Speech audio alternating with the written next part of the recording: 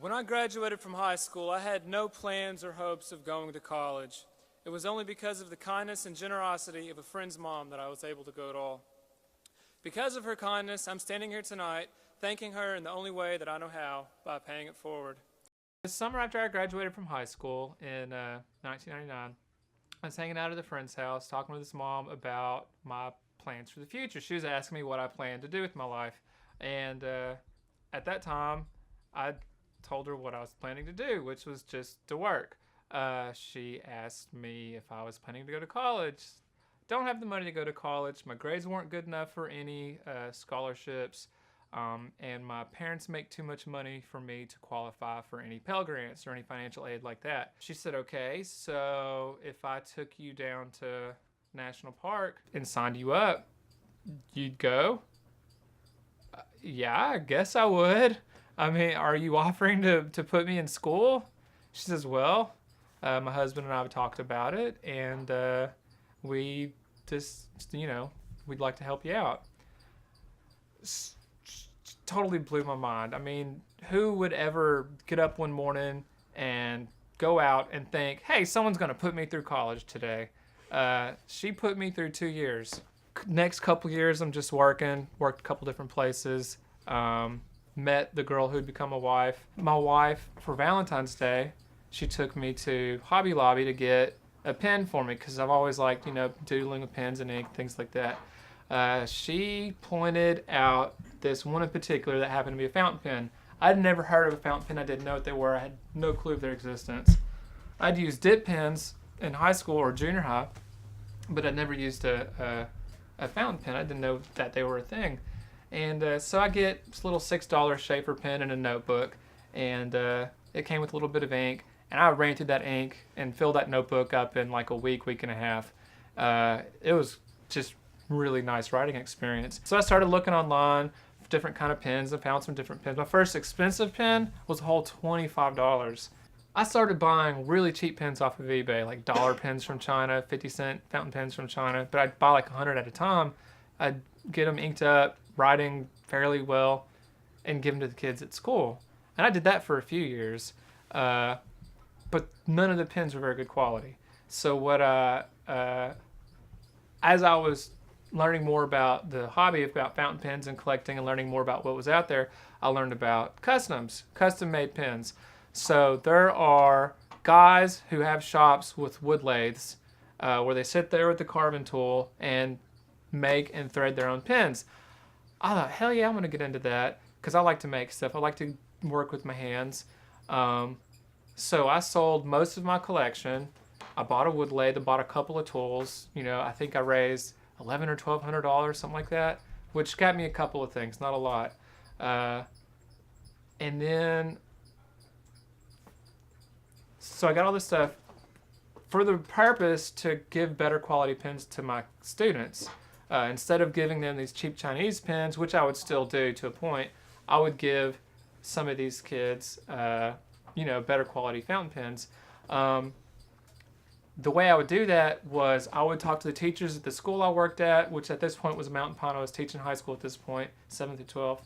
And I talked to teachers at a couple other schools, and I said, give me students who have worked their butts off, who have gone above and beyond, who when everyone expected them to quit or drop out or, fail, that they, surprise everybody. I want those kids who deserve some kind of little pat on the back, some kind of reward, and I want to give them pens.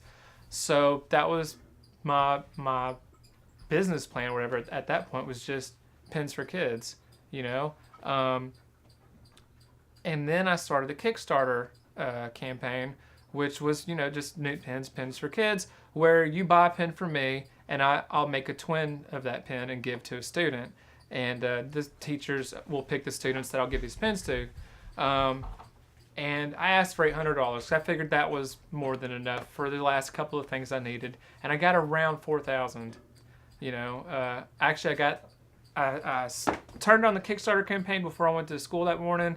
I got to class. I told her I had like 5 kids that first class. I said, kids, this is what I'm doing. Check it out. I clicked on it, and the website was already at $1,100. And yeah, seriously, in the first hour, I'd already like met my goal.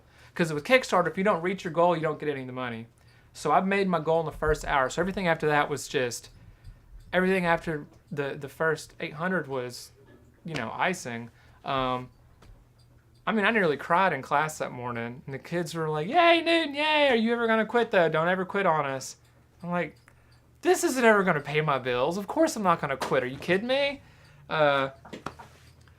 So I made pins for kids at school and different schools around the state, mostly around Hot Springs, for a couple of years. And I started getting more orders and more orders and more orders for custom pins. And eventually it got to the point where I didn't have time to do the free pins for the students. But I still wanted to do something for them because it meant a lot to me to reward these kids, So I started a scholarship, kind of paying forward the kindness that was shown to me by my friend's mom, who put me through school my first 2 years. So what I did was I just started asking people for money, basically, and I would give them a random number, like, here's a number here, like tickets, sort of. At the end of the month, I'll draw a number, and somebody's going to get a pin from me. So all you people, as a way of me saying thank you to you for contributing to the scholarship fund, I'm going to give away a free pin, and I still do that. The way I raise money now is through the sale of student art postcards and small pocket notebooks. And in the last 4 years, we've given away $20,000.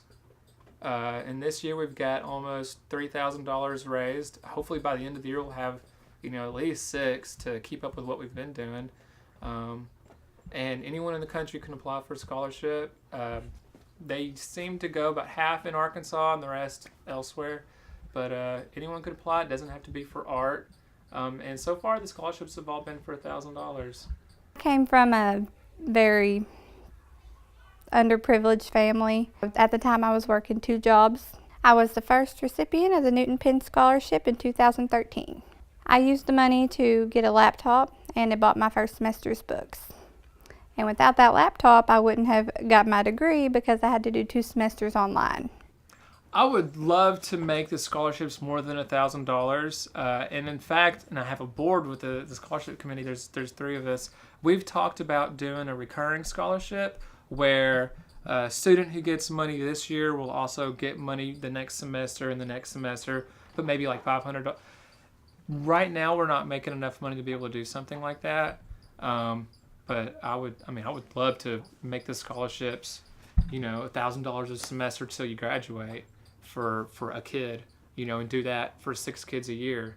But we'd have to raise a lot more money and get a lot more contributions to the scholarship fund to be able to do that. But yeah, that's something we've talked about.